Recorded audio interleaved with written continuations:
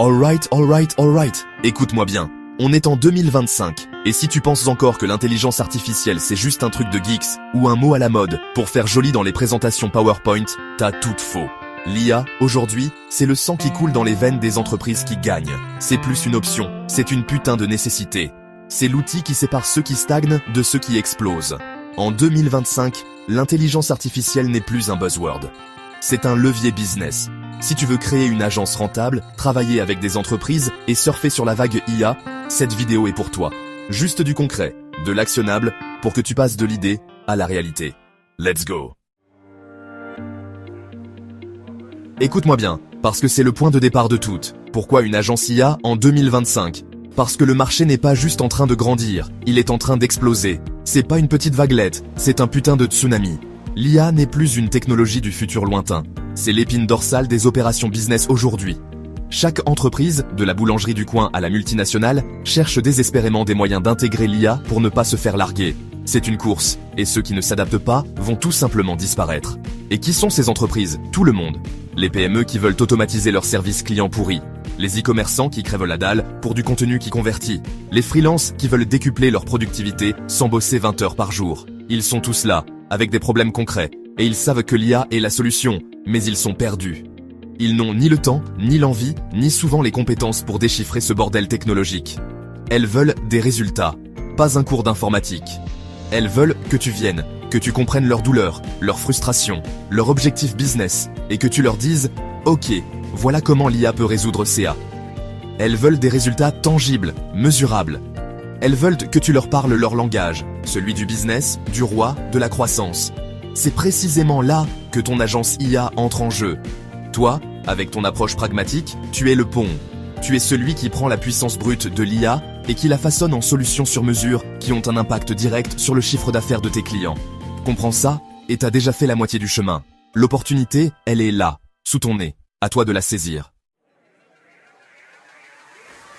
Ok, t'as compris que le marché est là. Maintenant, la deuxième vérité qui pique. Si tu essaies d'être tout pour tout le monde, tu ne seras rien pour personne. Être une agence IA généraliste, c'est le meilleur moyen de se noyer dans la masse. Une bonne agence, une agence qui déchire, une agence rentable. C'est une agence spécialisée. Tu dois choisir ton putain de terrain de jeu. Tu dois devenir le roi ou la reine d'une niche spécifique. Alors, quelles sont ces niches qui rapportent du cash en 2025? Première option, et c'est une mine d'or, l'automatisation des tâches. Pense à des outils comme Make, Zapier. Combien d'entreprises perdent un temps fou dans des tâches répétitives, abrutissantes, qui pourraient être faites par des robots? Des dizaines. Tu arrives, tu identifies ces goulots d'étranglement, tu mets en place des workflows automatisés, et boum.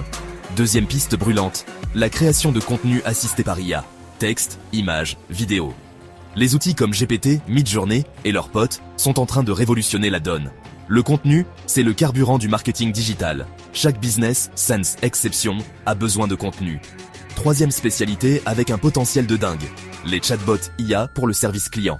Un chatbot IA bien configuré peut gérer 80% des demandes courantes. Focus, putain, focus. Chapter 4, client, client. Comment les shoppers sans site web? Au début, on s'en fout. Ok, t'as ta niche, t'as tes outils. Maintenant, le nerf de la guerre, les clients. Et là, j'entends déjà les excuses. Oui, mais j'ai pas de site web pro. J'ai pas de portfolio de ouf. Personne me connaît. Stop. Au début, ton site web, on s'en tape royalement. Ce qu'il te faut, c'est du cash flow. C'est des premières missions. C'est de la preuve de concept. L'action et les résultats priment sur la perfection esthétique de ta page à propos. Alors, on se retrousse les manches et on va les chercher, ces premiers clients. LinkedIn. C'est ta putain de mine d'or si tu sais t'en servir. Commence par optimiser ton profil pour qu'il crie « expert » en ta niche IA. Ensuite, publie. Partage des conseils, des études de cas, même fictives au début, basées sur des problèmes réels, des réflexions sur l'impact de l'IA dans ton domaine. Apporte de la valeur. Et en parallèle, identifie tes prospects idéaux et envoie-leur des messages ciblés et personnalisés. Pas des copier-coller dégueulasses. Montre que t'as fait tes devoirs. Le cold email, ça marche encore en 2025? Oui, si c'est fait intelligemment. Propose une valeur immédiate, un aperçu. Chapter 5. Tone Offre and Facturation. Simplifie pour vendre. Vends de la valeur. Pas ton temps. Bon, T'as des prospects qui commencent à pointer le bout de leur nez. Maintenant, faut leur vendre quelque chose. Et là, beaucoup se perdent dans des offres compliquées, des grilles tarifaires à rallonge, des options dans tous les sens. La complexité, ça tue la vente. Ton offre doit être simple, claire et focalisée sur le résultat que le client va obtenir. Il doit comprendre en 30 secondes ce que tu lui proposes et pourquoi c'est une évidence pour lui de signer. Moins c'est compliqué, mieux c'est. Une option d'offre qui marche super bien, surtout si t'es dans la création de contenu IA, le pack mensuel. Par exemple, pack croissance LinkedIn, 30 posts LinkedIn pertinents et engageants par mois, générés par IA et optimisés par nos soins, pour X euros.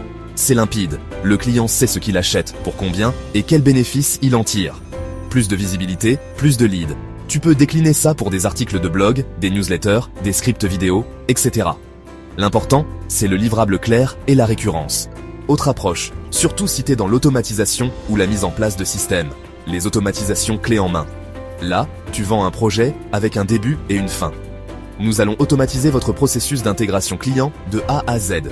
Ou, nous allons mettre en place un chatbot IA sur votre site pour gérer les demandes de support niveau 1. C'est un one-shot, souvent plus cher, mais avec un impact immédiat et visible pour le client. Tu chiffres le projet en fonction de la complexité et de la valeur apportée.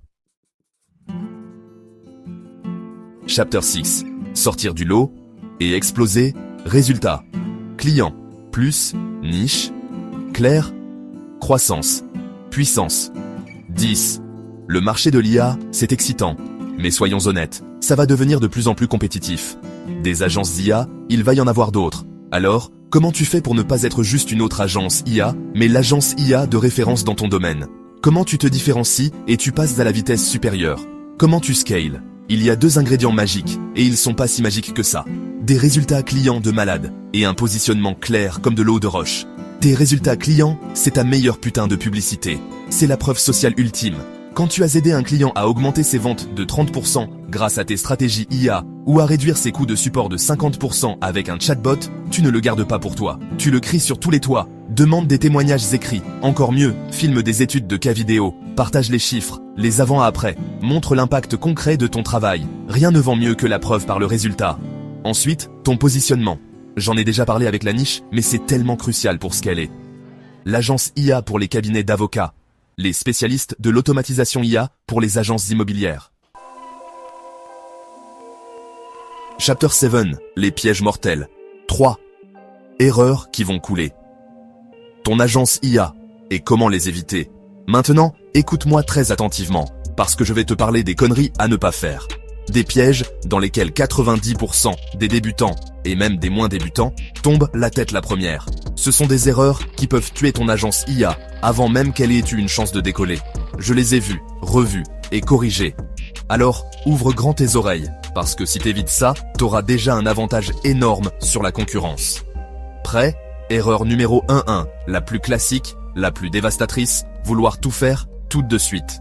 Je vais proposer de la génération de texte, de la création d'images, des chatbots, de l'analyse de données, de l'automatisation pour 15 secteurs différents. Stop! Tu te prends pour qui? Superman de l'IA?